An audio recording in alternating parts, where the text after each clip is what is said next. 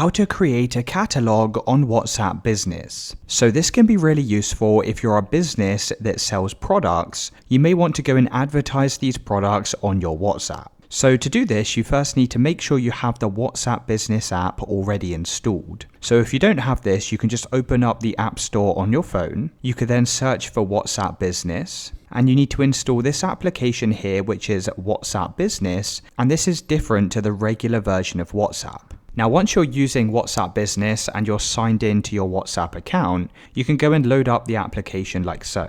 You can then click on Settings in the bottom right hand side, and then just click on Business Tools. You can then select Catalog, and this is where you can go and add your products. So I'm just going to select Add New Item, and then you can start by filling in your first product. So go and press Add Photos and Videos. You can then press Photo Gallery and go and upload the image of your product and press Next. Now just bear in mind, you can add more than one image to showcase your product. You can then go and type out a product name. You can then add a price and also the description of the product. You can choose to hide this item if you don't want customers to be able to see this in your catalog, and then just press Save in the top right hand side. Now once the product's been saved, it will be sent to a review team on WhatsApp.